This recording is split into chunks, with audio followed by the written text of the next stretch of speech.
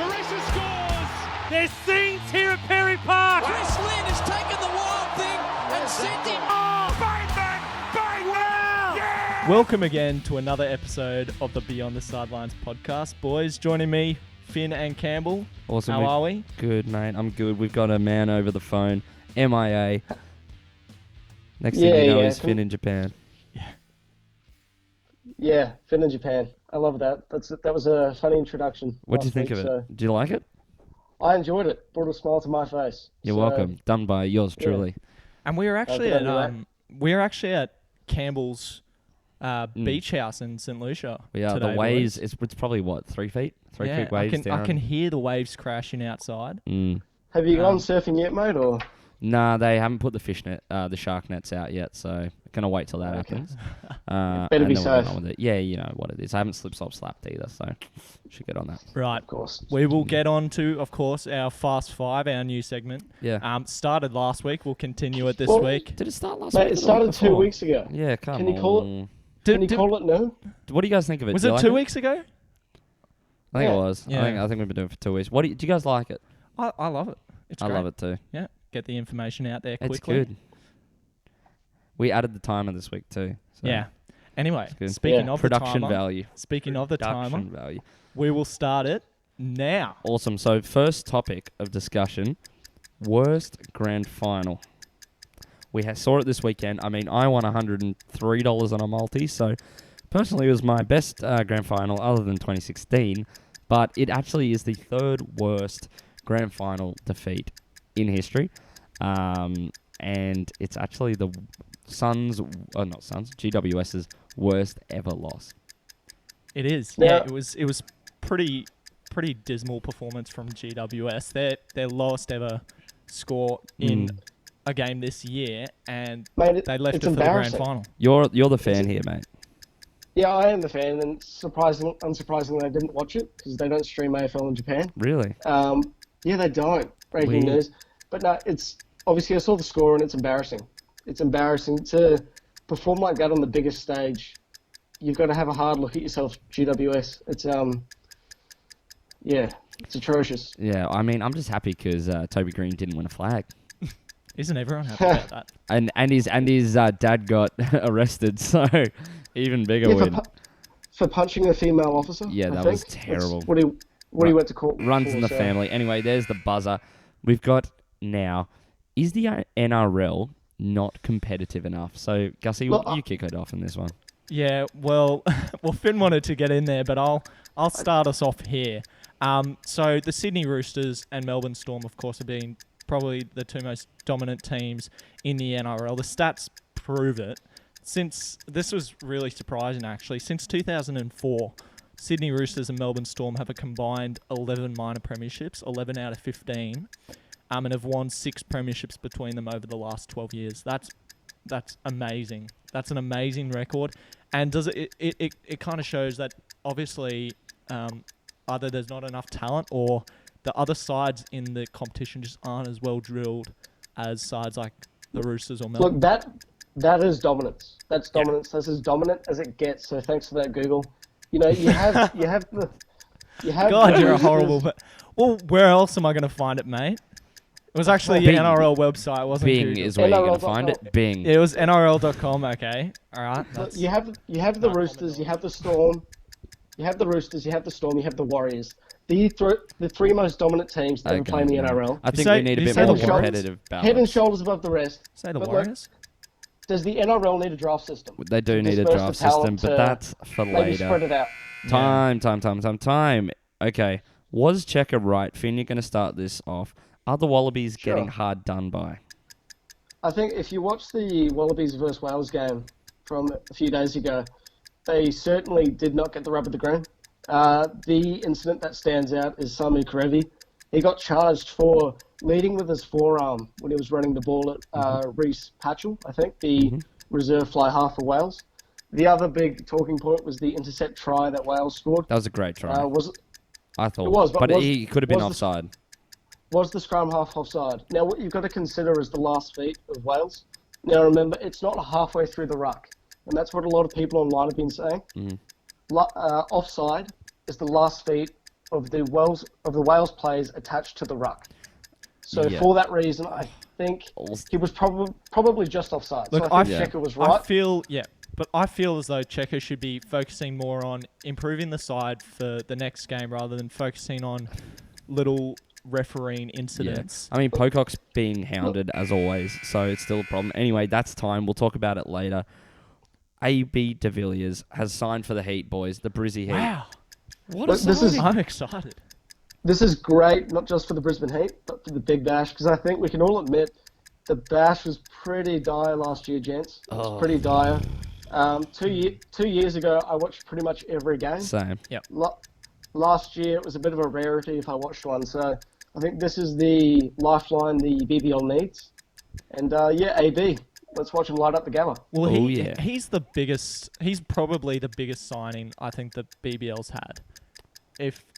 I can't really think of a better player than a more high caliber player than AB de Villiers, and probably the best South African Test match player, and probably one of the best T20 players in the world.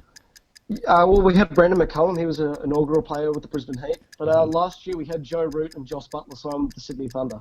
So it's not like the BBL's been lacking superstars, but I think Brisbane especially is lacked superstars. You'd have to say this is probably the best. He's up there. He's up there with Virat and players in that caliber. Jonny. I'd say Brendan McCullum because I think he's the best T20 player to ever play. But AB, massive. Time. All right. Speaking about cricket, boys, who knew the Bulls Masters comps were starting? Gussie did. So Gussie did, but we're supposed to know, and we didn't know. I think the word and the marketing advertising of, I guess, Queensland cricket, I don't know how well they're doing. But isn't that why we're here, boys? We're the ones that are going to get people knowing about the Bulls Masters competition because not a lot of people know about it. It's the grade below Sheffield Shield. It is, and that's you get why a everyone lot should of be knowing. Sheffield Shield players. You get a lot of Brisbane Heat players playing in this competition. It's a good competition. It is a great Should be competition. covered more. Definitely. But people don't go to the Sheffield Shield, and I think for the Australian cricket public, for the fans, it's either you watch the internationals, the summer cricket, Test cricket, or you watch the Big Bash. Most so certainly. The summer cricket really starts when the Big Bash starts, which is a shame because the Sheffield Shield, I don't know, be a good thing for Aussie cricket if that could get a bit more of a following. I mean, and we've already had the Ashes, and I don't know how popular this series was. What do you guys think? Was it the most... I watched a lot of it. I really enjoyed it. I thought it was... Maybe just because it's not a home Ashes series. Yeah. Well, I think it's the first one I can recall actually watching, the first English Ashes I can recall watching. Maybe. I thought it was a great Ashes series. Very competitive and some amazing games. That Stokes innings, I'll never forget that. Mainly because it was He's a criminal. A horrible moment of my life. I was in the back room at 2 a.m. Stayed up till 2 a.m. to watch Stokes beat us. So that was time is well and truly gone at this point, but we'll keep talking about it. Yeah. It was an interesting one. But I think we'll move on to this week's guest. Who have we got, Gussie? Right. This week we have Jonny McMurtry to talk to us about his rugby union coaching program. Yeah, he's got an interesting background, mainly in coaching between... he was from coaches to coaching the coaches. And he's worked with ARU, he's worked with some great sides, works a lot with UQ at the moment, has a lot of research, so we encourage you to go check out his website, check out his research. Really interesting stuff. But should we let them hear it? Yeah, you guys can hear it right now. So joining us now is Jonny McMurtry. Nailed it. From coachingthecoaches.net. How are you, Jonny? Good, thank you. Yourself? Yeah, great. How are Cool. you, boys? Welcome to the show, mate. Thanks very much. Thanks for the Awesome. invite. So I guess to start us off, because you're not an athlete, I guess people want to know. Hey, don't skip to conclusion. You still could be. Yeah. But I guess people want to know, can you tell us a bit about your research? Yeah, sure. So I started my research about 3 or 4 years ago. It's been involved with back then all the Super Rugby franchises, including the Force. My research was around looking why 17 to 20-year-old players were actually involved in the sport. We were looking at what we call personal striving. So it's what these players were typically trying to do in sport and away from sport. So ultimately, it was trying to paint a picture for coaches of why these players are involved, create greater connection, and just ultimately understand why they're, what interests them in rugby and away from rugby. So again, they can just create that better level of connection or deepness of connection. One of the ideas, well, there's twofold for this, was my son, now 17, dropped out of rugby twice, and again it came down to because overzealous coaching, to call it that.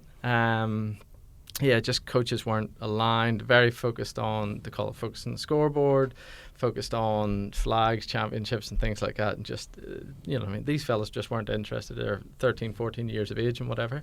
And another point was I spoke to Jason Gilmore fairly early on, now the under-20s Australian coach. He had gone from Churchy, I don't mind saying the school, Churchy to the Reds Academy environment. And again, the big thing he said, he would have players that, he'd have 20 plus hours contact, and then it was streamed right down to about 4 hours contact because they were committed to other clubs and things like that. So again, it was trying to offer them a tool, a framework for how they could better understand their players, why they're interested in playing, why they're ultimately involved in the sport. That was the idea of it, and then I'm just now in the writing phase, just using a lot of the research, the data that we found to try and offer, not just in rugby, but I'm now involved in a couple of other sports, swimming, soccer teams across Brisbane, trying to use that idea of a framework because it was all done by SurveyMonkey. So, if coaches want to implement it, they can. Again, just to try and better understand why these players or athletes, swimmers, whatever it might be, are involved in the sport. So, and what differences have you found between sports? Differences between sports, that's a good one. Thank you. That's a pretty good question. Not much, to be honest, especially in that age grade. Again, so I'm dealing with, for the example of swimming to rugby, it's still in that relevant age grade. So the swimmers I'll deal mostly with at the moment, dealing with the bloke, Lachlan Sharples at Southside Aquatics. He predominantly is dealing with, say, late school, so we're talking 15, 16, 17-year-old swimmers. So what, and this is where, they're trying to build their techniques and how they swim, and how they move within the water, to call it that. But at the same time, they're still 15, 16, 17 years of age. They're still involved in schoolwork, distracted by Facebook, whatever it might be. So it's for him to try and talk and relate to them in a way that they'll understand. Through just better understanding of what they're actually interested in, involved in. We've discussed other ideas of trying to get them involved in other sports. So again, they don't get too focused and too honed in on times or medals or meets or anything like that. If they go away and do another sport, then they can possibly come back with greater enthusiasm, as an example. So to come back to your question, what differences are in it? Not much. Again, not much. Ultimately, we as coaches like to believe that the environment this player stepped in is, the be all and end all. It's the most important thing they'll do today, this week, this year, and things like that. But there's just so much more. So much more layers to the onion, to call it that. Again, my 17-year-old's involved in school, he's involved in some sport, he has a part-time job and things like that. So it's trying to get coaches to understand that, there's actually more layers to them, more things about it. And a lot of these fellas might just be involved in rugby, as an example, because that's just what they've always done. Whereas, the coaches just think, well, ultimately they're involved in it because they want to win flags, championships, whatever it might be. But it wasn't the case. Even in my research and the findings that we found from the Super 20 players, it just wasn't the case. There wasn't a lot of talk of winning or a collective success, to call it that. They're very interested in, and a lot of these players are now moved on to super, they're actual super players involved in it now. It was that individual focus, that they wanted to ultimately improve themselves, stay in the sport to try and make themselves better. They had certain goals and ideals that they wanted to improve on. But again, there wasn't this overall collective success. And again, whether that's just because it was a short program, it was, I mean, back then the Super 20 competition was only about 2 months. They were introduced pre-season in November, and then I think the final was around March or something like that. So again, it was a short program. So how much level of connection could they build, and ultimately with other players, because it was only training twice a week as an example. They're involved in club or whatever else it might have been. So how much could it be invested into the overall program or this big umbrella? Whereas ultimately it was them trying to improve themselves and better themselves within rugby as well.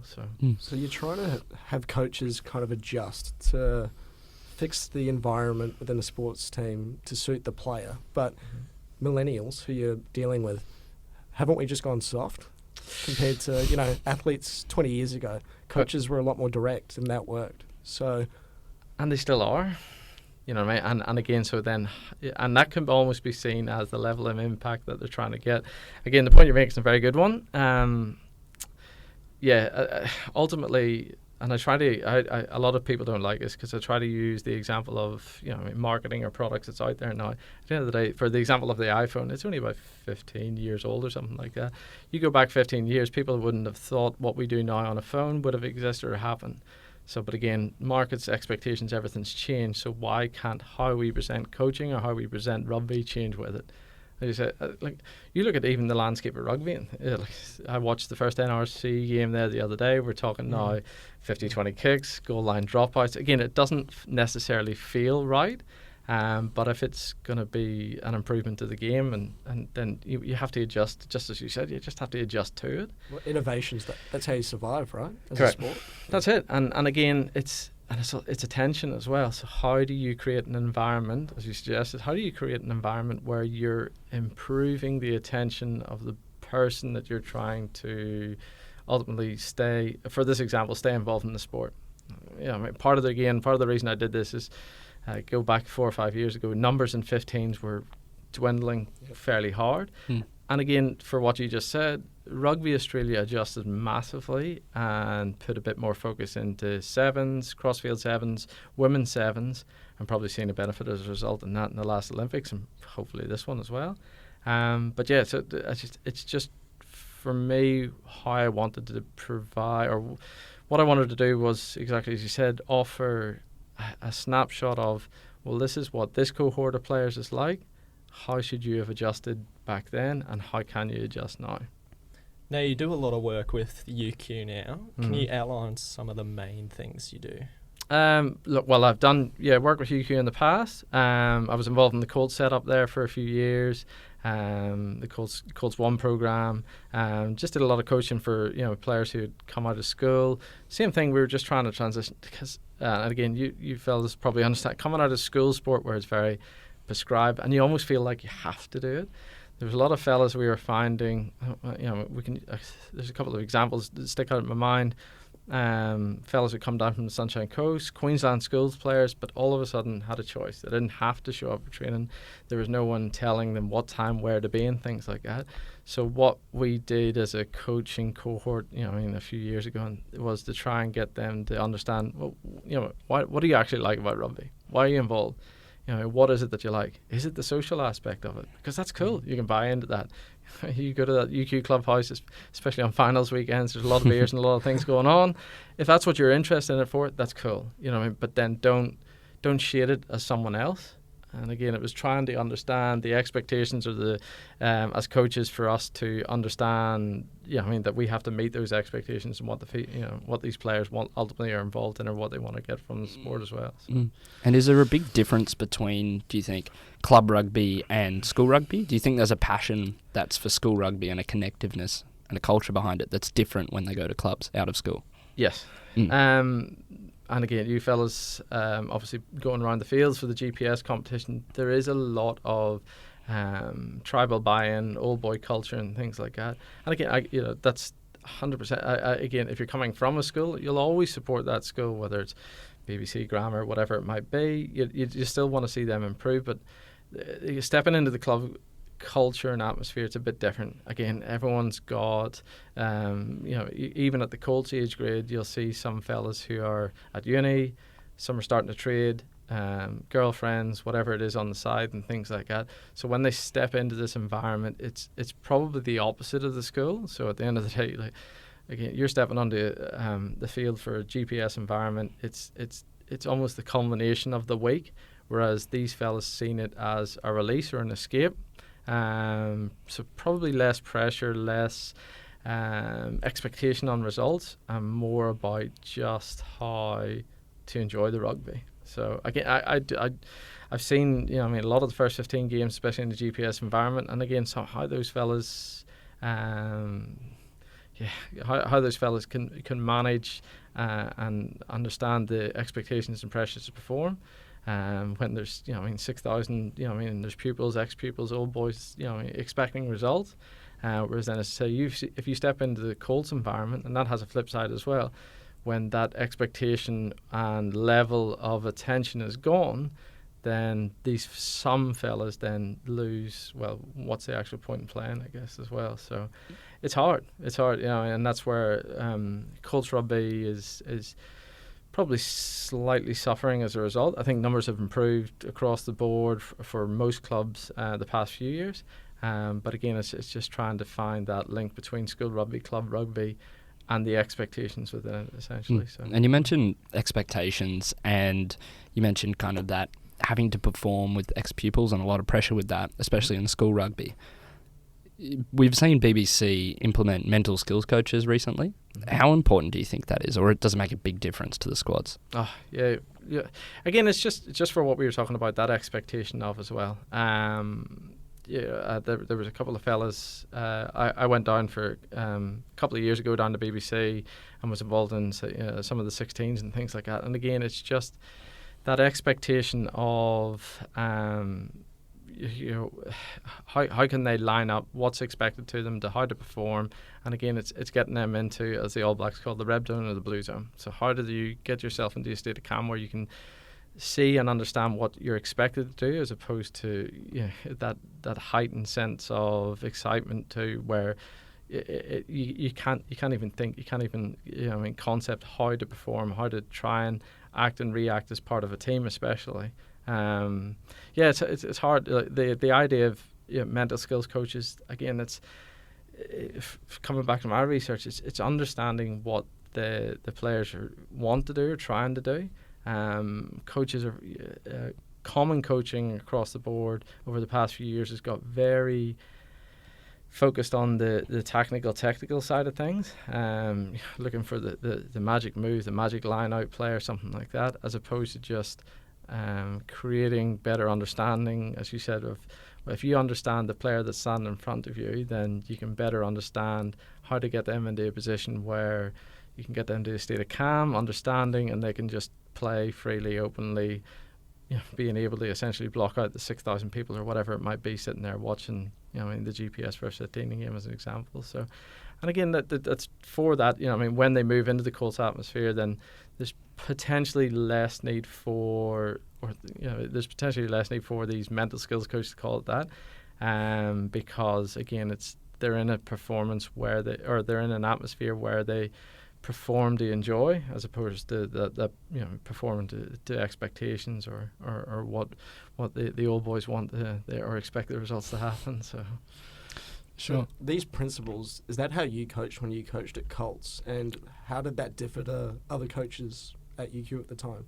I don't mind saying when I started coaching and things like that, it was I was very much about the X's and O's. It's only taken through time and things like that as well. Like, it's taken a lot of the research has certainly helped, a lot of reading and reflection and whatever. When we were at especially at UQ at Colts, because we had quite a large cohort, we had 3 or 4 coaches involved in most teams. We were able to have chats with players, work out what's going on the field, off the field. So we were able to get those sense of connection. Whereas I understand with a lot of teams, especially the lower ages, it might be hard. Because you're one coach, you'll probably have 10, 12, 13, 14 players, whatever it might be. But that's why, again, trying to establish that sense of a framework where they can better understand the players, why they're involved. But again, coming back to your question, look, it takes time. It takes self-reflection. Coaching is cyclical, both in its nature because it's every season and you start again, but it's also that idea of, well, what did I do well? What did I not do so well? Not being afraid to ask the players as well. Like, again, we feel as a coach that we have to be top-heavy and driven down. Whereas the more you get involved in the players, the more you can ask the players of, well, what's cool, what worked, what didn't work, giving them a sense of autonomy where they're involved in the bit of the decision making and even the practice design. If you can release that much, then if you can offer them more input and more areas where they can offer you ideas and offer you feedback on it, then the more they'll buy into it. And again, it's hard. Coming back to the likes of certainly a GPS first 15, where a lot of the coaches are employed. Even think some of the 16A coaches are employed and they'll sign contracts. There's an expectation with that, so they're reluctant or feel they're less able to offer that sense of autonomy to the players. And maybe it's just a conception thing where they believe that some of these fellas are 16, 17 years of age, and how can they possibly work out, what would be the right move or the right practice design. But at the end of the day, a lot of things I say for coaches at age grade rugby certainly is, I can imagine, they've played against the same players week in, week out for 7 years. So I'm sure they have ideas that probably we haven't come up with, and to possibly break the nut instead of our ideas. So And part of your research is trying to figure out what motivates players. So what have you found? Coming back to what we were talking about before, again, it's not that overarching. Again, we feel that players are solely involved in rugby to win premierships, win flags, win GPS titles or whatever it might be. But again, ultimately, they're in there to improve themselves. That was the overarching theme, was they were in it to improve themselves as a rugby player, but again, just improve themselves as a person as well. They were there to challenge themselves. The older they got, the more they realised it was, it was these other skills. It wasn't solely catch, pass, kick, so on and so forth. It was, as when you talked about before, that mental strength, the resilience. What happens, if in the first minute I drop a ball, do I just drop the head for the next 79 minutes, or how do I pick up myself and go again? So it's it was that build up of the other skills as well. And again, it was there was a lot of focus of that rugby was their sort of main area of release and things like that. But again, it found more and more that they come to rugby to essentially do a job, and then from that, then they'll step away. And there was a lot more talk of enjoyment, fun factors away from rugby. They come there, they test themselves, they try and improve themselves, and then they step away. So they didn't necessarily see it as a job for this. And again, we're talking in a high-performance environment. This is the Reds, the Waratahs. They were working for contracts. So that sense of fun and enjoyment was probably found elsewhere. So you could say they looked at it as a job, but realistically, again, it was just that ultimate internal drive and trying to push on and work hard for themselves. So, What are some of the important coaching methods that you teach other coaches? The big thing I start with for a lot of coaches in most sport is ask questions first. So again, I was at a big thing. I was at something with the NRL, a coaching forum there with the NRL the other day, and again, the one thing that they promote to their coaches is quite powerful as well, is step back before you step in. Let's actually see what the players can do.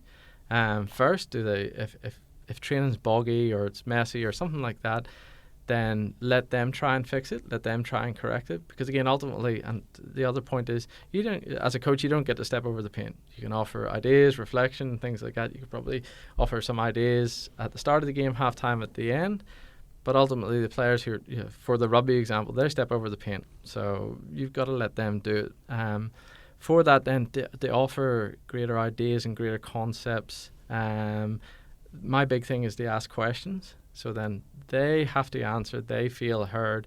All of a sudden, then you're getting that dialogue, you're building those relationships as well. If it's very, like you talked about before, where it's very top-driven, older style, players are turning up to be told, then you're not going to get that sense of engagement. They're not going to buy what you're going to sell, what you're trying to sell, because they don't feel that they're given an option to buy it, if that makes sense. The more you involve them, and again, like I talked about before, I understand where you mightn't have a lot of room to offer them ideas around practice designs, how they could play the game even.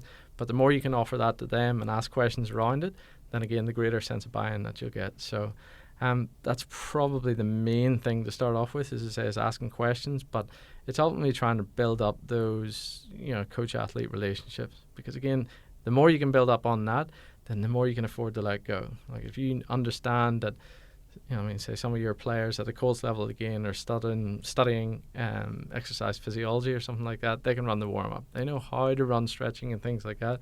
But again, if you don't understand who your players are and what they do, then you'll never be able to you'll constantly be chasing your tail as a coach. So, Jonny, final question, mate.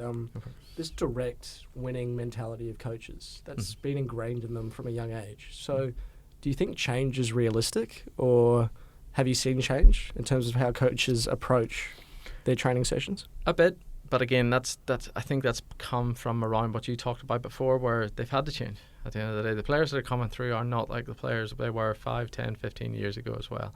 They've had to change through, as you said, just trying to create that sense of engagement and getting that player buy-in, player interest, but possibly not enough. And again, we're 6 months away from 2020. At the end of the day, there's other ways that fellas, at that age grade coming through can entertain themselves in the most PC way you can imagine. Like at the end of the day, it's not like, say, 30 years ago where fellas would turn up to find that sense of connection or sense of belonging in competitive sport. Now you can, we're talking esports, online gaming as an example. That's again the most PC friendly example. There's other ways that fellas can creatively enhance and enjoy themselves. But yes, so we as coaches, we just need to keep adapting, keep evolving, keep asking questions, keep understanding why these players, again in a rugby example, are involved in the sport. Or as to say that ultimately the numbers will drop away again. So. Right, well, thanks for coming on, Jonny. We really appreciate it. You can read more about Jonny on his website, coachingthecoaches.net, and he's also on Facebook under the same name, Coaching the Coaches. So thanks again, Jonny. Cool, thanks for having me. Well, that was a terrific interview from Jonny McMurtry. What did you boys think? Terrific's a new one, mate. Yeah, it is Terrific a new is a word. new one. But if you couldn't tell too, he is Irish, and we were speaking off air with him too about Ireland before the World Cup, and I'll tell you what, he can't be happy right now. He cannot be happy. But he also said England was the team to beat, which so did you, Gussie. So Yeah, I have big raps for England for this competition. Gussie's also the same guy who said Russia are a dark horse. So they're Oi, a smoky. I don't think The competition isn't over yet. We've still got a long way to go for Russia. if Russia mean- win it, if Russia win it, Could win it all. Boys, you'll be I'll buy- thanking me. Next cycle. They've got it. Yeah. Of course. Anyway, what do we got first, boys? Well, boys, we're talking uni games, and Campbell, you'll fill us in a bit more about what this actually is. Yes. So So can you tell us more? the supreme athlete But- that I am Yeah. is We should performing. get you on the podcast. Yeah, cheers. I would really appreciate that, guys. I love what you're doing. It's so much fun. It's the second year I've gone. Did you want to say something? Cam, we're butting in, mate. We don't want to hear about the sport. No, you don't We hear want about to know sport. about we want to know about the off-field festivities. What's it like to be at the uni games, Yeah. away from the mound? It's great. The first thing I'll say is off UTS. I'll have to bleep that, but that's fine. We can do that. That's what you yell whenever there's a UTS student there, which is God. University of Technology Sydney. What's wrong with them, mate? Nerds. That's Rule 1. Bloody It nerds. used to be a TAFE, and it's just good fun. Even they get into it. You can start screaming it in the middle of Sin City on the night, and Boys, it'll when's pump our off. next trip to Sin City? I mean, I mean, it's our first. Cincinnati. No, Sin City Bengals? Sin City Bengals. No, it's really fun though. So there's a lot of rules that go into it. I can't disclose all of them, but you guys can quiz me about a few to find out. I'll give you the name of one, and I'll give you 3 or 5. We'll see how we're going for time. Yeah. I'll give you the name of one. You guys have to have a guess. I'm putting you on the spot here. We didn't talk about this, and then I'll tell you what it is. Okay, so they've all got Okay. weird names. These are for the rookies. I'm not a rookie this year. This is Yeah, my second year, okay. so thank the Lord. He's a Okay, veteran. He's escaped it. veteran. Well, Finn, you're a rookie, so you can answer this first one. Okie What do you dokie. mean I'm a rookie? What is? Got it? Here's your quiz. What is the Turner turnover?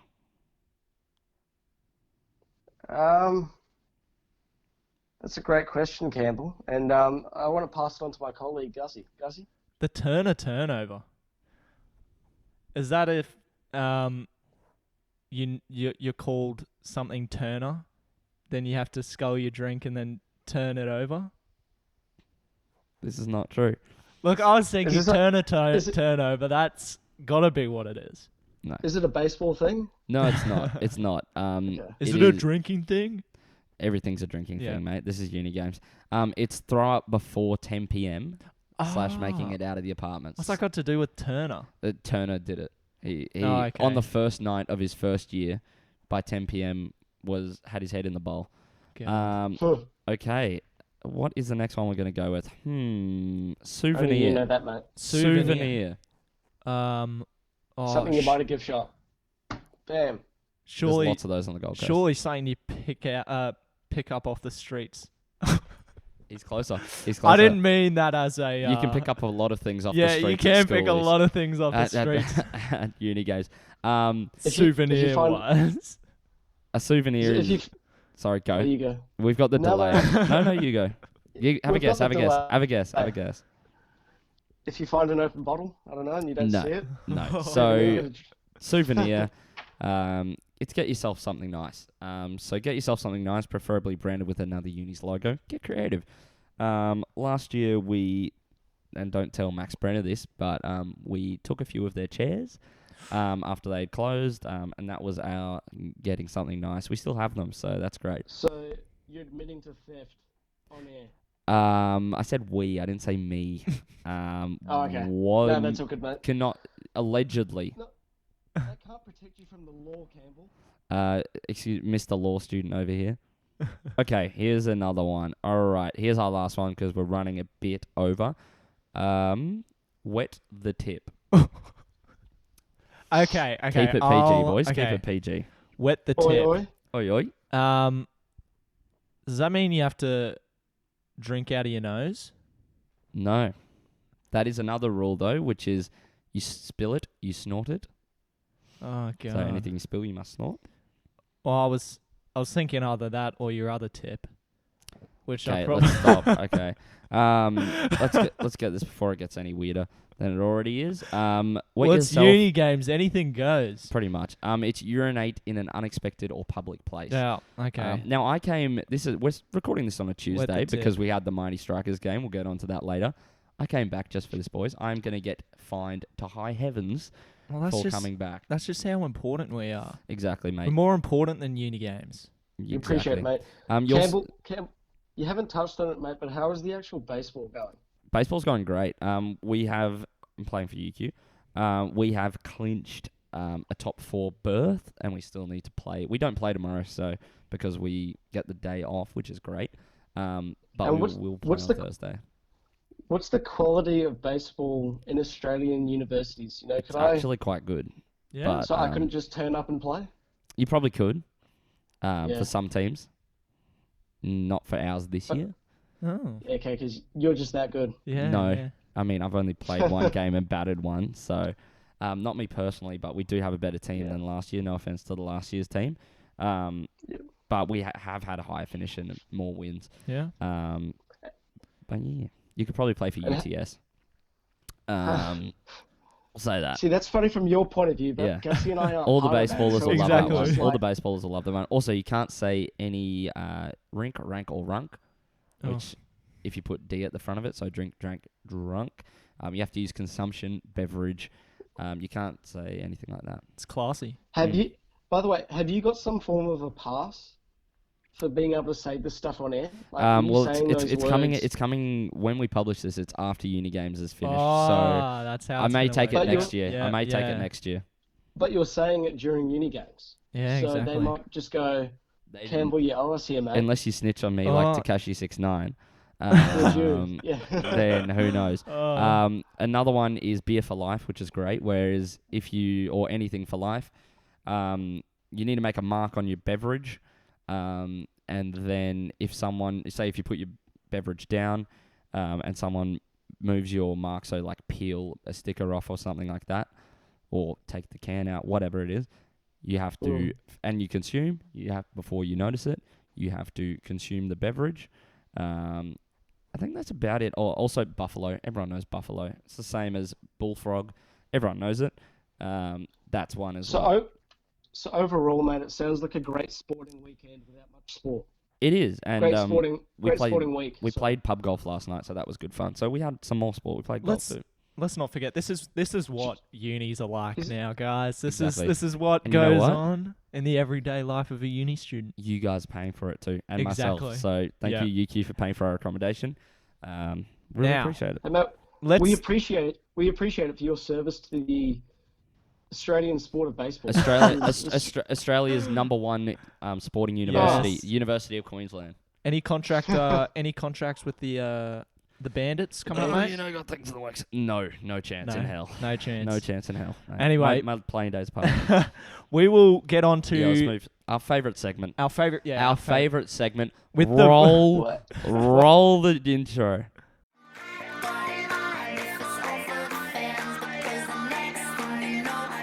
Fin. Fin.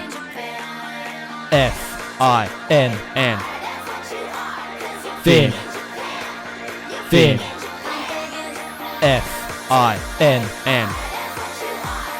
Fin. Fin. Fin. Boys, can we please talk about that intro song? It's beautiful. It's pretty Work of good. art. I mean, we should get singing. Who's going to sign us up? We need a contract. Let's get Well, signed there's not by a much label. singing involved. No, it's just us going, Fin. F. Took a while to F I. N. N. There you go. Guys, Bit of fun. we don't Fin need in live Japan. performance. Anyway, let's Let's actually talk about Japan.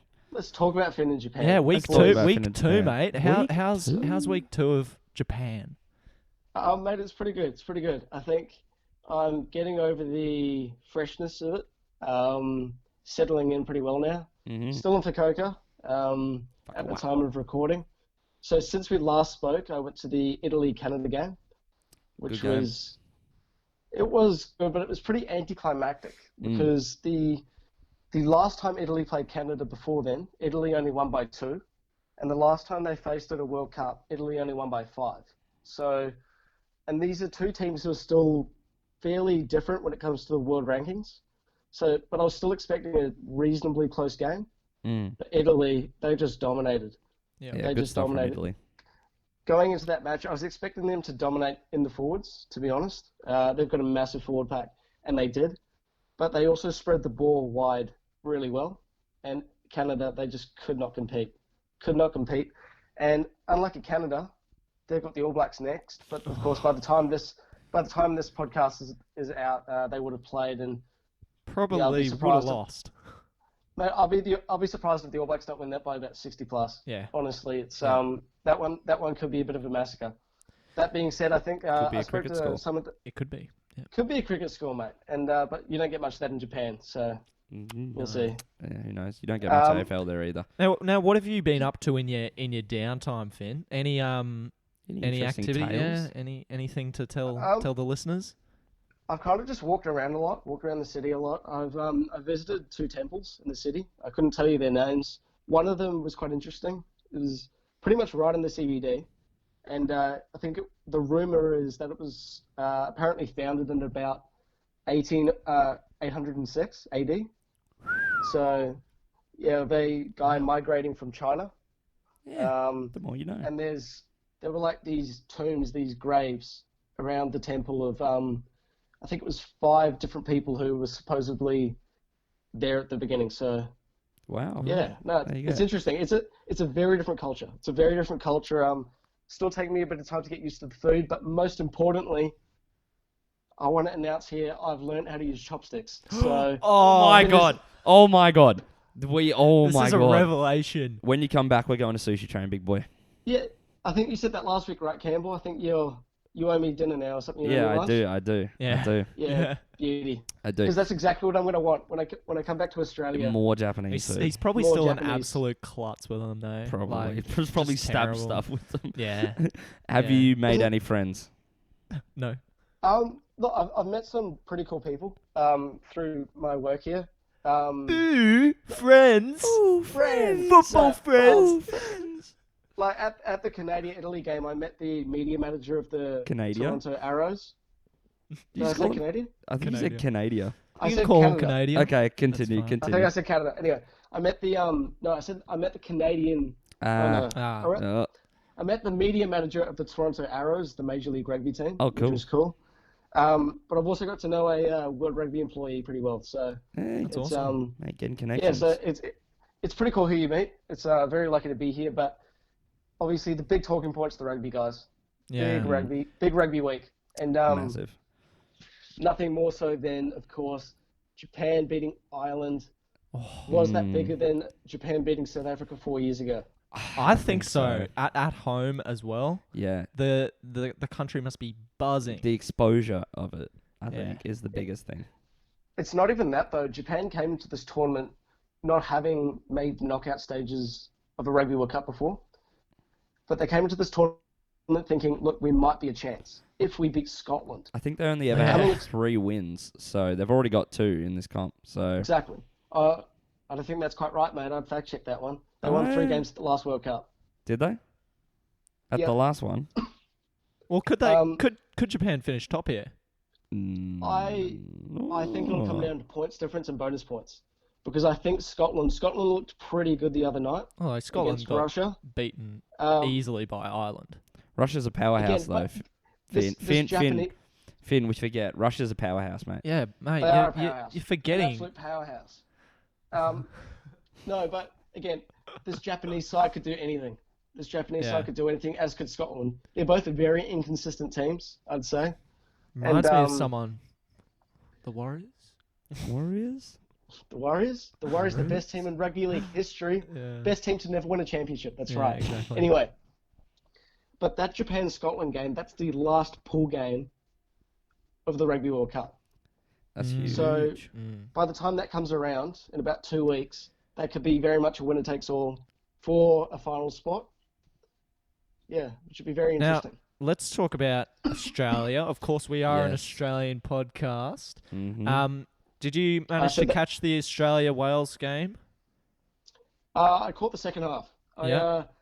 I walked down to the Fukuoka fan zone to try and watch it on the big screen, and they turned the fan zone into a Fukuoka tourism market thing. So I was like, well, that's a bit weird. Then I walked 3K trying to find a pub, couldn't find one. Walked 3K back, couldn't find another one. Sounds like we're not going So- to Fukuoka, boys. Yeah. No.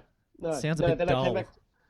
Then to watch the game, I came back to my apartment and actually FaceTimed my dad, and he Oh, he put He it got- up to the Oh, screen. That's class. yeah, exactly. So Shout out to your dad. shout out to Bobby. No, it was interesting, and we touched on it before of the controversial, to say the least, refereeing decisions by Romain Poit. He's a very, very annoying referee. He was the same referee who screwed the All Blacks over 2 years ago in Auckland when the All Blacks drew against the British and Irish Lions, and I was there for that. Damn it. Maybe this ref just loves Wales. Mm. Maybe that's Sorry, the thing. was- Maybe he just loves Wales. Maybe he Could be. does, mate. Maybe he does. But no, he's not a great referee. But he's refereeing All Blacks versus Canada, so maybe the Canadians can win. I don't know. Surely not. Anything could happen. No, Yeah. but back on that Japan-Ireland result, though, that flips the World Cup on its head. Because Japan very well could win win that pool now, which could see Ireland come second, in which case they'd play the All Blacks in the quarterfinals. Yeah.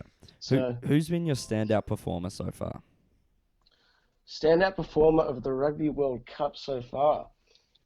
Jeez, put you you on the caught spot me off there. guard there, Yeah. I man. have. You caught me off guard. That's hard to say. For me, I've It's really hard liked. to s- I've liked watching Kotaro Matsushima. The winger? Yes. the winger. I don't know how to pronounce his name. I think it's He scored about. Matsushima. I think he scored about 3 tries. He So had far a in this good game competition? against Russia. I know that. Yeah, I think he and scored then a double few other against good Russia, ones. and I think he scored another one. Yeah, he's Again, been brilliant so far. I'm biased because I was there, but the Italian fly half. Yeah. Yeah, I couldn't tell you his name. Russell, I think.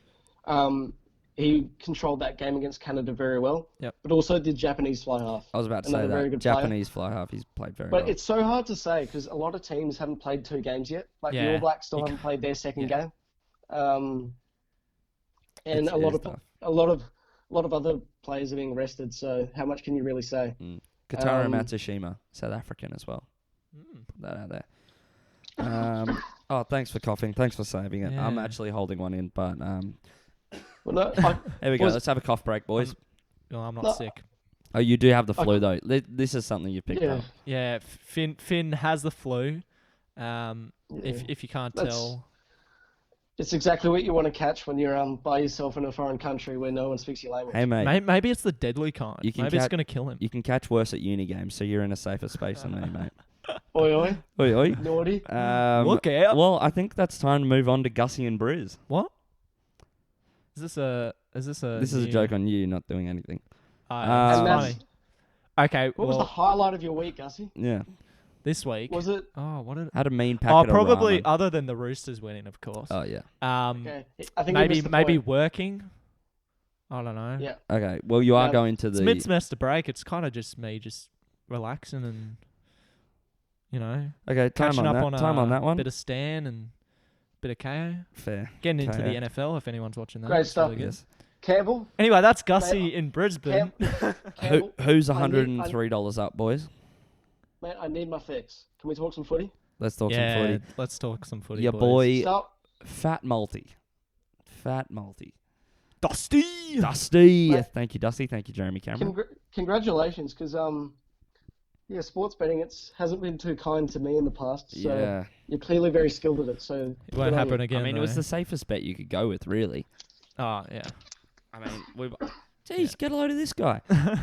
But actually, yeah, so third worst grand final defeat. We probably spoke about this earlier. Yep. We definitely did. The end score, the scores on the doors were 114 plays, 25. Yeah. Now that is shocking. That's Finn's embarrassing. just Yeah. Finn's No, just having some drugs mid. It's honestly embarrassing. No, It it's is- embarrassing. Yeah. embarrassing. Look, when the Giants beat the Pies, I was a little bit gutted. I'm not going to lie to you. I was a little bit gutted, and that's coming from a Giants fan. Just because I knew the Giants can't compete against Richmond, Yeah. and I thought maybe Collingwood could. Yeah, well, Yeah. that was what everyone was Maybe picking to be the Collingwood could. final. Look, honestly, GWS looked disjointed. They didn't look like they knew what they were doing. They didn't look ready for a Yeah. grand final. Richmond, I gotta say, Richmond didn't play amazingly well in the first quarter. No, not in the first It, quarter. it was No. it was game on in the first quarter. Not many goals scored. That's quite and then- standard though for a grand final. Yeah, That's quite standard. and Everyone's a bit edgy. I just felt like GWS, they didn't create any opportunities. They didn't hold on to the footy, and Richmond just killed them. Yeah, I mean, you can argue for GWS injuries, but everyone has injuries. Yeah. They had Lockie Whitfield out. They had Stephen Canelio out. No, Yeah. They had. didn't Whitfield play? Didn't he? I don't think so. I think I he thought he got did. ruled out. Maybe he did. I didn't see him. He didn't do anything if he did play. They only scored 3 goals, so Yeah. But it's, Jeremy Cameron having it's embarrassing. 2 of them. We can talk about it for ages, but it's embarrassing. That's It plain is. and simple. Yeah, If for you sure. can't, I think when you play in a grand final, you've got to prepare to rock out and play your best game of footy of your career. I mean, And the someone Giants just didn't. They just didn't do that. They relied on Cameron far too much up front. and Richmond had a And if- debutant who played better than the rest of Oh, the Giants team. Well, So Look, I From was what I thinking read- he might be a smoky for. Norm Smith, Yeah, for the Norm Norm Smith. Smith. nah. When- I'm saying. Yeah, no, look, it's. I said this last week. Richmond, their depth, that's what got them over the line. Yeah. Injuries is a factor, Yes. but I mean they lost Rance in round 1, and yeah, they faltered a little bit from then. But I mean they They peaked finished at the strong, right yeah. time, and they're definitely a championship side. So congratulations to the Definitely. Tigers. Well, that's their second premiership in 3 years now. Are they forming a dynasty? I think so. You think so? I think similar Well- to what Hawthorn did. Geelong I for a think bit. Geelong. Collingwood have been good, but I think Richmond are really creating. They could have another one or Well, two. Oh, yeah. Easily. Well, think about it next year. Rance comes back, and so does Higgins. You know, Yeah. that's Good squad. two very good players. Yeah. And Higgins in himself, he's one player who is a few years away from maybe All Australian honours. Maybe if he, Well, you I don't know, he's you could go as far as to say they're probably going to win next year as well. I'd have Richmond? I'd have them as the team to Yep. beat next year. You never So- know it. You never know until round 17, I guess. Yeah. so Gussie's picking the Tigers and he's picking Russia to win the World Cup. He's pointing out the obvious here. So Wait, Finn, wow. mate, you are so Mm. funny. Oh my god. I mean, it's without saying that. Well, Marlon Pickett played a great game, but also GWS will be back at the big dance. Oh yeah. They will be, but I don't think so. you don't think so? I don't think so. Don't think so? Well, they're losing. Well, Jonathan Patton's requested a trade He has. to Hawthorn. He If he didn't- goes, that's a massive loss. He didn't play on the day as Um, well, so He didn't, but I mean, you know, former first-round pick. I've had plenty of those. They did. Actually, the Suns. That's an interesting story. Yes, I too. was The just about to Suns, bring this up. They just got getting, confirmed priority picks for the next 3 years, I think. Yeah. and I think that's a good thing, but it's also It means they'll Like- stay. It means they'll stay. The you goal. know, it means they'll stay for now. Mm. But if they can't improve in the next 3 years, then fair dues, mate. They've lost their shot. Well, they've And lost a rightly lot of so. players as well, like which is because no one wants to be there. We've seen Tom Lynch just won a flag. They've lost lots of players to other teams just because they can't keep them because there's problems, and then everyone just takes advantage of them. To be which is fair, good. mate, if I was 2 meters tall like Tom Lynch, Mm. and I went to the Tigers, I reckon I could win a flag. He's a very Like- good footballer as well. But yeah, He had is. he had a great game as well. That squad's stacked. So I mean, Yeah. yeah. and Now- that's something you can't say about the Suns. Now, boys, something that happened in the aftermath of this game. Toby Green, his father, arrested for headbutting a female policeman. That is Policewoman. disgusting. He'll be joining Dusty's dad, I think. Yeah. Does grubbiness run in their family? I think it does. I think it's a family trait. Look, Yeah. Well, we all The know thing that- we all know Campbell hates him. So there's no surprises there. Finn, look, to what's be your honest, take? I think it's a bit unfair to comment on that because we don't necessarily. We don't know him, I don't know. but We that's don't know it. But He headbutted He a headbutted female a police female officer. police. It is. It Look, doesn't matter if it's- she's it's- female or not, officer. but Yeah. you headbutted Yeah. a police officer. the fact that if it was. it's if it's true and it actually happened, then it's disgusting. But on Toby Green though, there was footage of he was rubbing someone's face or he got very close. Yeah, I saw this as well. This bloke, he does not learn. And again, I'm a Giants fan, but mate, if you haven't learned your lesson by now, you This- deserve to sit out for a year. This is what No, I've been no. saying. It needs to be an 8-week. They need to be rubbed out for 8 weeks minimum. Gussie, that's Doesn't matter. irrelevant, mate. That's No, irrelevant. no, that 1 week does not teach you anything. 100%. Yeah, no, that that- doesn't. mate, 8 that's- weeks will. That's irrelevant now, though. He's done it 3 weeks in a row. He got a fine. He got suspended for a week. And well, to be fair, he didn't actually eye gouge, but he did get very close. And when you're walking that fine line, mate, sometimes you're going to slip. And I don't know. Is he someone you want on your team? I don't And think he's so. probably not going to get paid top dollar because he's that much of a risk factor now. He is Yeah. a So he's only- liability. Yeah. He's that much of a liability where he's only going to, not put his career at risk, but he won't fulfill his potential, at least how much he gets paid. So Definitely not. Anyway, we'll move on to another granny that's this weekend. Yes. Was supposed to be the best weekend in sport this weekend. Oh, last okay. Yeah, weekend. I found it out. I think that NRL has pushed a Pushed week it. back. Which Which look, I don't hate the idea of it, but like I did enjoy watching the AFL Grand Final and the NRL Grand Final in the same weekend. Of course. But we do have the NRL Grand Campbell. Final 2019. Yes. Sorry, Phineas. Gussie, I just want to butt in. Campbell, can we just skip the NRL, mate? I don't think anyone Oh, come anyone on. I really wouldn't cares mind that it, but much. old mate's going to it, so we gotta cover it. This is my you part going? in the show, guys. This Are you is going, Gussie? I am going. Yeah. Nice So I'll Nice. be heading down on Sunday, getting a plane at 4 a.m. in the morning, boys. 4 a.m. in the morning to watch my Right on. Roosters take on the Canberra Raiders in the 2019 NRL Grand Imagine Final. flying at Don't- 4 for a loss. Well, they're not going to lose, so. Well, Well, actually, think- I don't know. I can't see into the future. I saw today the Raiders. They're the biggest outsiders in grand final Yeah. in the last 50 years of the grand final. So Yeah. So Gussie, when you go though, do you go just for the Roosters? Like, do you go just for the NRL grand final, or are you well, going to go for the whole day? Because it's a oh, whole day. Some people forget about that. You know, you've got yeah. the New South Wales Cup versus Intra Super Cup grand final, the Women's grand final. I haven't really Yeah. considered it going for the whole day. I might probably see because the women's grand final actually previews the men's grand final this year. Curtain raiser. So yeah, it's the curtain raiser. So I might see that one. But I mean, I get in at 8 a.m. I think something like that. So I'll be able to see as many as I want. But it just depends on when I want to get to the ground because the NRL grand final kicks off at 6:30. So I don't know if I want to be It's there quite a all late day. start. Yeah. Who's performing?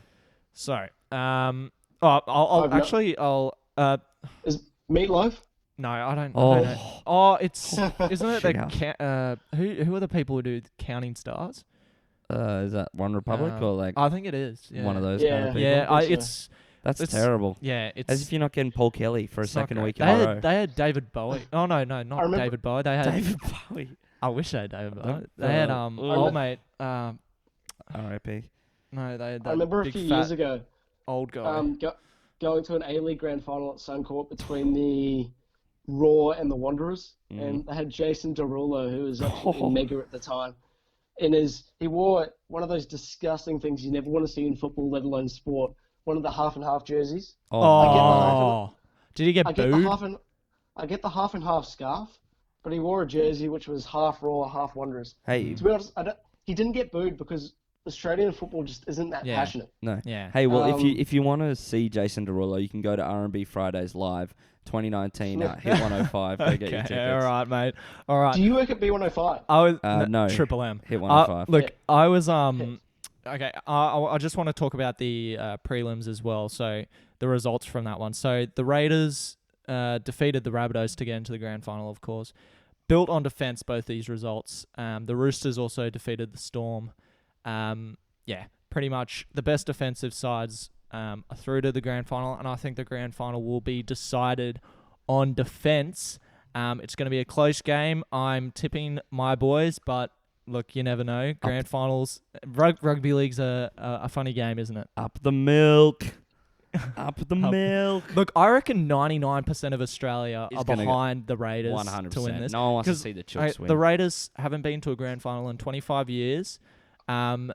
And although the Roosters are looking to be the first team in 26 years to go back to back. It smells of 2016 Cronulla. Ah, yuck. Yuck. Up, Cronulla. Yuck. Anyway, yeah. Dally M medals nominees Yeah. for each position were announced. Let's So, go through this quickly and get your takes on okay. it. So, The fullback nominees, James Tedesco. Teddy. How do you pronounce the Raiders guy? Sean's Nickel Clock Stad. That is a great He's a very name. good player. Yeah. Roger Tuivasa-Sheck, the Warriors skipper, legend and leader. Clint Gutherson from the Parramatta Eels, and Jerome Hughes from the Melbourne Storm. Well, Who's your pick there, Gussie? it's got to be James Tedesco, obviously.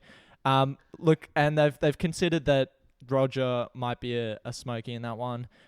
He's not a smoky. He's not a smoky. No, he's A smoky's someone who might not win, but if you take your biased hat off for a second, mate, dude. Tuivasa- Roger Tuivasa-Sheck's not going to win Dally M.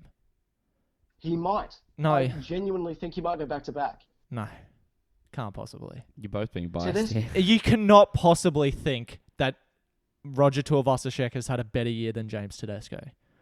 It helps when Tedesco's playing Origin, but he's also playing for the Roosters. Tuivasa-Sheck's playing for the Warriors, mate, and I can laugh about it as much as I like. But it's pretty sad, the Warriors. Yeah, They don't win much. They don't do much. and that's probably Kind of the only thing going in. Like, he's a great player and I love him. He's a great player, one of my favorite players, but he hasn't had the year that Tedesco has. And I think I thought Tedesco was going to win it last year, but if he doesn't win it this year, there's something wrong because I'll he's tell been you what, brilliant. though. I think the Dally M medal winner will come from this bracket, though. Oh yeah, I think definitely. It'll either be whoever wins fullback, either Teddy or Roger, will win the Dally M award. I think it's quite interesting, though. We'll comment on this. Jerome Hughes, that has been listed in this. Well, he's playing finished 7. the season. He's finished the season as a halfback. Thank you for interrupting, Gussie. Also, no, I'd like to make a mention of another thing. Kalen Ponga's not in that list as well. He's been considered as one of the best fullbacks of the year. I don't think he's the best yet. He's got a couple of years to go, but I'm surprised he's not in that list. We'll go on to winger of the year.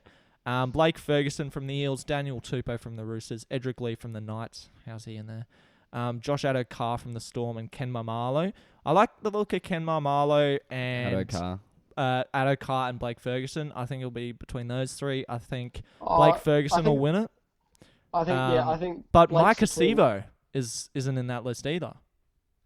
That's true. That is a big omission. Yeah. Top try scorer for 2019. Exactly. Interesting. I think when you're the top try scorer as a winger, that pretty much hands Guarantees you the it, yeah. Winger of the Year award normally. Mm. But I think if you're going off this list, as you said, Gussie, Edric Lee, Yep. That's a bit of a... I don't understand. What? Yeah. I think yeah. the clear winger there, Yeah. that's funny, is Blake Ferguson. Yeah. I think he will... He's transformed them. Yeah. When he stepped back into the Origin arena, he really proved himself He also looks as like the he best winger in the competition. He also Right. looks like he may steal your wallet. Mate, he loves a good cruiser. Who's got a worse nose, him or me? I mean, it's pretty even. His has been smashed all over the place. I mean, who's got a better hairline? He probably Just does. saying, man.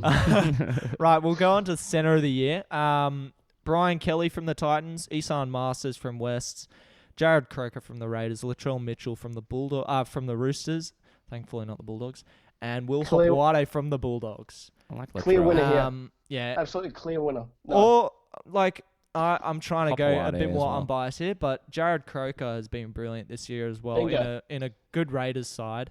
It'd be Bulldogs. between Jared and Latrell, I think. I agree. Isan Masters is a But very good player, but he's not quite good enough. This shouldn't necessarily come into it, but I think Croker will win Captain of the Year. So Yeah. I'll be surprised Yeah. if he... I think he'll lead the Dally M Awards with at least one award, Yeah. but I do think he should walk away with two. Right, we'll go on to... you want to continue? No? We'll go on to 5/8. This one's pretty We'll go on to obvious to me. 5/8 of the year. Benji Marshall from West, Cameron Munster, Luke Keary, Cody Walker, Jack Whiten. Probably say Munster. Benji. Do you reckon Benji People might talk- be a honour? Like a... No, I don't think so. He won't win it. But people keep talking up Benji as a, mate, you need to retire. What are you doing? Going around for another year, that type of thing. But Stinks no, of he's- Darius he's- Boyd. he does, but he went through that phase where he wasn't up to standard, but he's come back and he saved himself. He saved his career. Because remember, he took a few years off and he went to rugby union.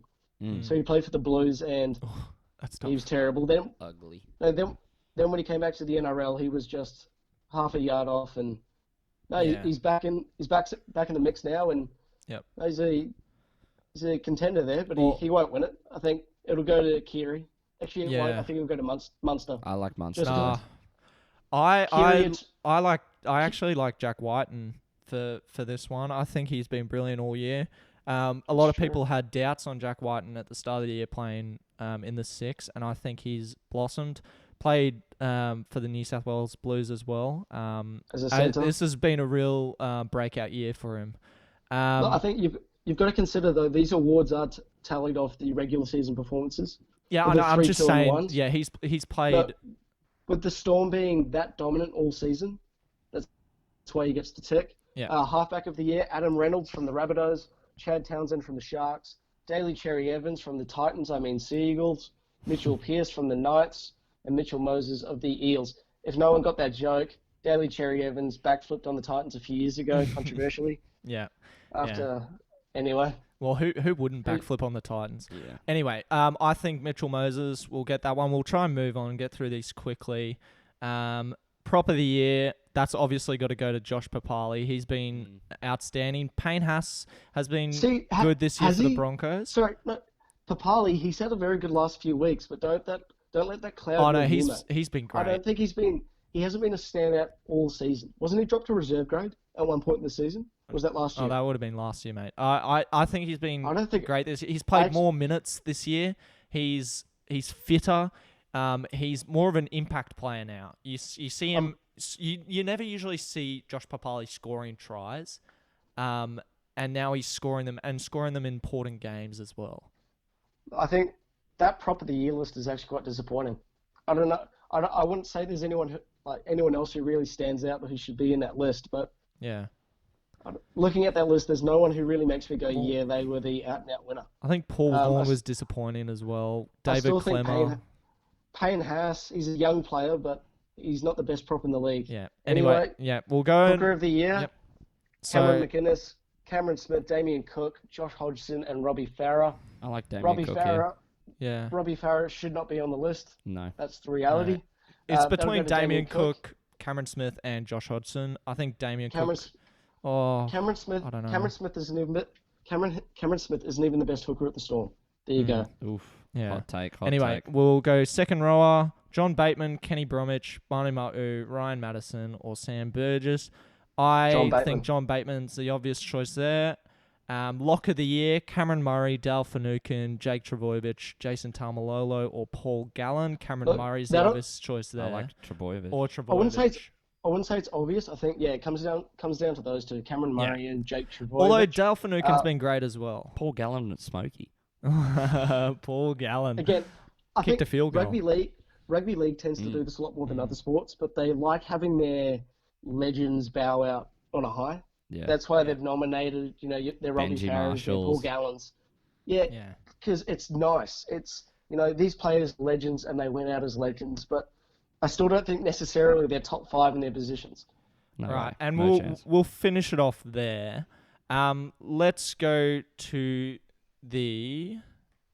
We got one more, mate. We got one. Do we have got, one more? We got 2 more. Where are they? We got a few Where'd more. you send them? Yeah, come on, mate. Look, Do we? interchange I player thought of we the were. year. I thought we were hurrying up. We are. But we need to Okay, give so interchange player of the year, whatever. Brandon Hamlin Ueli, Brandon Smith, Francis Molo, Manasi Fainu, Regan Campbell Gillard. I've loved Manasi Fainu this year. He has been outstanding for the Seagulls. It'll go to Brandon. He's brought serious pace off the bench for the Seagulls, and he's been much needed for Des Hasler and their resurgence. Campbell, do you remember a few moments ago I mentioned that Cameron Smith wasn't even the best hooker at the Melbourne Storm? Yes. Jack and Brandon Smith is. That's because I was alluding to the Storm number 14, Brandon Smith. The man they called the block of cheese, am I right, Gussie? Yeah, What do they call it? I think Big he is cheese the or block of something? cheese. Yeah. Yeah, that's what they call him. Great hooker. I'd love to see the Warriors pick him up, but I don't think they will. He should win it, but Regan Campbell Gillard, I will mention, off to the Eels next year. Great pickup for them. I think he's been But he poor wa- this year. He hasn't done enough to win this award, No. but still great pickup for the Eels. Yeah. We'll go to female player of the year. Now, Jessica. That's between Jessica Surges from the Dragons, Botil Vete Welsh from the Dragons, Millie Boyle, and Shantae Poco. I have to say it's got to go to Jessica Surges. She's the leading try scorer for in the NRLW. She's been brilliant for the Dragons. Of course, the Dragons came last year, and they've recruited really well, including Jessica Surges. And yeah, she's been brilliant.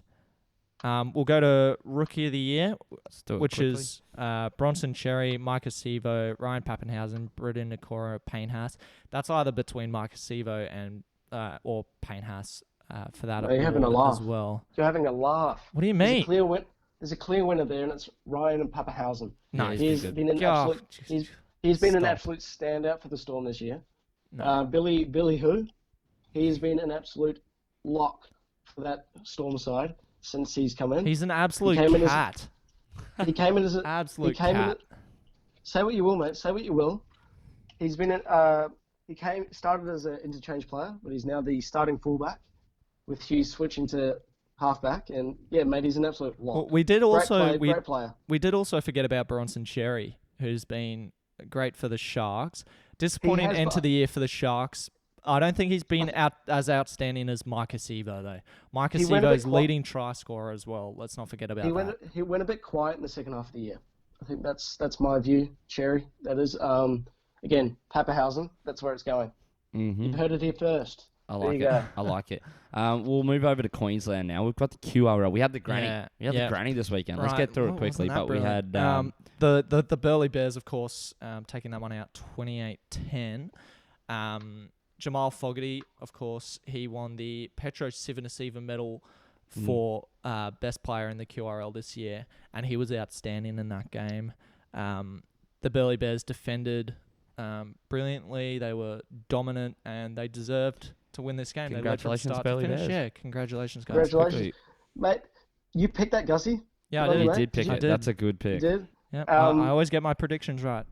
No, well, Horsey no, tips. no, congratulations to them. Again, you can't really say they've come from nowhere, but I think with the Sunny Coast being so dominant during the regular season, no one really expected anyone else to be lifting that trophy at the end of the season. So, For sure. Yeah. For sure. yeah. Do we want to? Let's We'll kinda- move on to Bulls Masters Let's get first it. grade as Let's well. get it quick. So Northern Suburbs took on Toombul.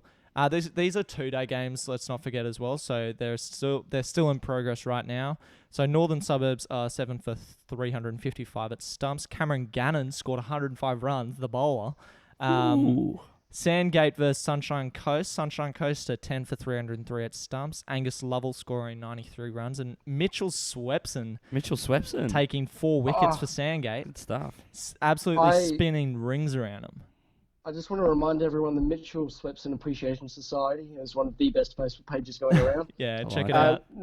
Nothing's been posted on it for 2 years. That's because me and the other admin Not much appreciation. have been a bit slack. Yeah, Yeah. I do have the admin rights to that page, which is That's interesting. brilliant. Personally, That I'm a fan of blokes and their ice creams, yeah. but look, move on.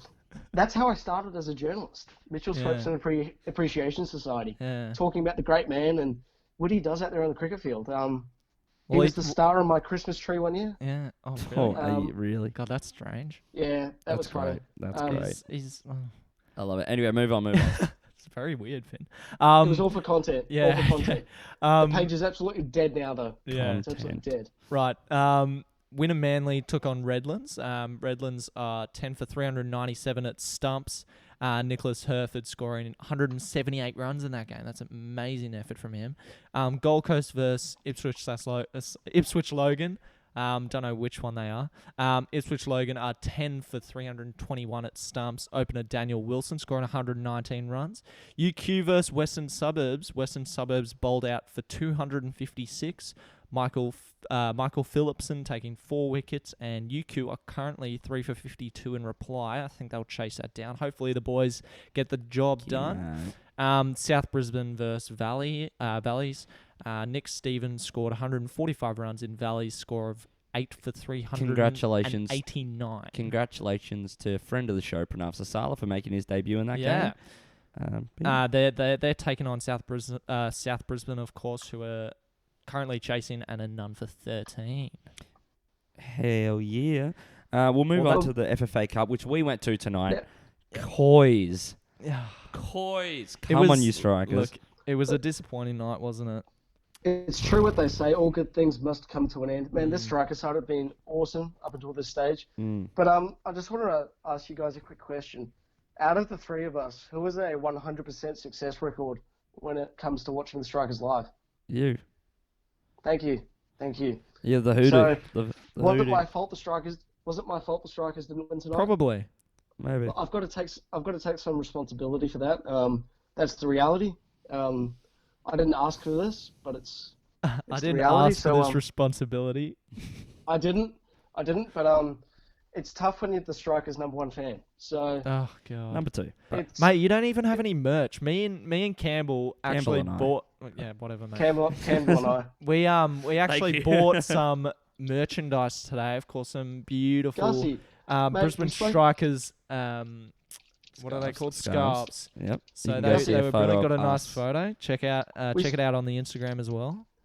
Also check out episode 8, where in our first ever Fast 5, topic number 5, we analyse Gussie's bandwagon. No, you don't have to listen to that one. I'm No, not a I would bandwagon actually Gussie- love it if you did, though. Gussie, I'm not a not only bandwagon did- fan.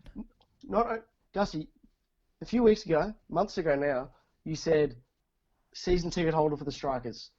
Then, last 2 weeks ago, you said Olympic are my team. They've always been my team. You need to pick one and stick to it, mate, but preferably not before an FFA Cup semi-final. Mate, come on. Mate, you go for the Oh, yeah. you go for the Patriots This is a and great Liverpool. point. This is a great point. He literally Raises goes a for the point. most bandwagon side in Okay. NFL Okay. like history. The Patriots. My You're not wrong. grandpa and my dad Oh, Okay, here we go. Oh, Both- what? both lived in Liverpool, and you can't say Liverpool are a bandwagon. Well, then what's the Okay, Patriot? okay. Wrap it up. We're running out of time. Let's go. You're breaking up, Jonny. You're breaking up. Well, Finn will continue I just to hung up enjoy. on him. So let's go. Finn will continue to enjoy Japan while we enjoy the beautiful city of Brisbane. Thank you, everyone, for listening to this episode of the Beyond the Sidelines podcast. We've thoroughly enjoyed you being with us. He's calling back. We've got him back on the line. Wait a second. We're calling him. He called back. He wants to be back on. Oh, really? What was that? Okay, continue. We hung up on you, mate. Sorry. Continue. If you haven't already, make sure you check out the previous episodes on Spotify, YouTube, or Facebook. You can check out the page on Facebook at Beyond the Sidelines, Instagram at said. _ Beyond the Sidelines _ Finn, can you please be quiet while I do this outro? Just go through and like all our photos because, you can do that. Because we're vain like that. Yeah, well, we are vain. 'Cause- Why did they Gussie take the Gussie numbers needs off the likes or satisfaction, whatever? The validation. Yeah, well, I do a lot of the social media stuff, and it makes me feel good when people like the photos. I am vain like that. I feel like a But- 14-year-old girl. That's why I like That's people why- listening because I edit it. That's why Instagram What does got Finn rid of do? the likes, though, mate, to make you feel better about yourself. I am just the... Oh, that's brilliant. Without me, there's no Finn in Japan segment. So Oh, This is true, this is true. that is true. He Alright. adds the comedy. Anyway, Exactly. we've enjoyed you having us, having I see in your ear holes. We'll have to Having- love you and leave you. So goodbye. having you with us. Goodbye, guys. Goodbye, everyone. Hallelujah, and Merry Christmas and good night.